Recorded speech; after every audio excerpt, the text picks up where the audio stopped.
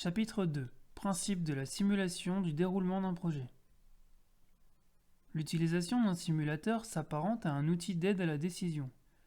Il permet en effet de modifier la durée des tâches des différentes parties, phases, du déroulement d'un projet. En réduisant ou en augmentant leur période, on obtient un planning qui s'insère dans de nouveaux objectifs délais.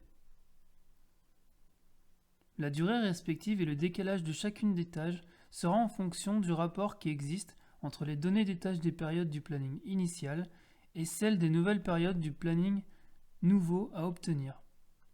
En effet, lors de la simulation, les données des tâches du nouveau planning seront obtenues par homothétie. Exemple d'une simulation.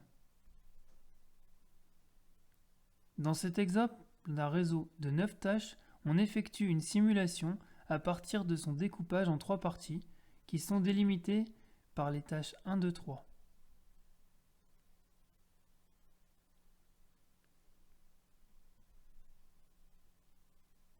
On effectue la simulation sur les 3 parties délimitées par les 3 tâches 1, 2, 3.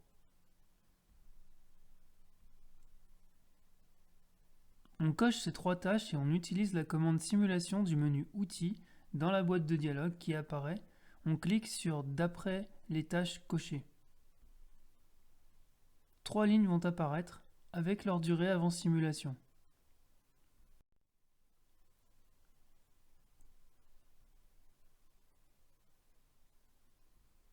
On modifie les durées avec le pourcentage des lignes concernées pour effectuer la simulation.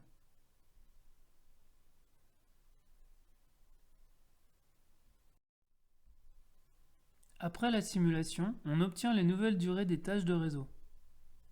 Nota. La démarche simulation peut être utilisée pour un projet pour obtenir rapidement l'ébauche d'un planning qui rentre dans les objectifs souhaités. Il restera à l'affiner. Le recalage d'un planning sera facilité avec la démarche simulation. La simulation pour l'utilisation d'un calendrier opérationnel d'un type de tâche sera nécessaire pour permettre aux utilisateurs d'obtenir rapidement et facilement le planning prévisionnel d'un projet et d'en suivre le déroulement. Dans le cadre de management de projet, la démarche simulation qui permet de prendre des marges de sécurité d'exécution après la mise au point des plannings qui rentrent dans les objectifs souhaités. En fonction des spécificités des projets, pour certains projets, il est possible d'estimer les effets négatifs qui peuvent intervenir du fait des contraintes extérieures, voire des risques possibles. Ceci peut se traduire par la nécessité de prendre des marges de manœuvre préventives, des marges de sécurité. C'est ce que l'exemple montre. Au centre, on fait apparaître les 3 regroupements de tâches du projet et les tâches clés à partir desquelles on va effectuer les simulations pour répondre aux objectifs. En partie haute, on dilate.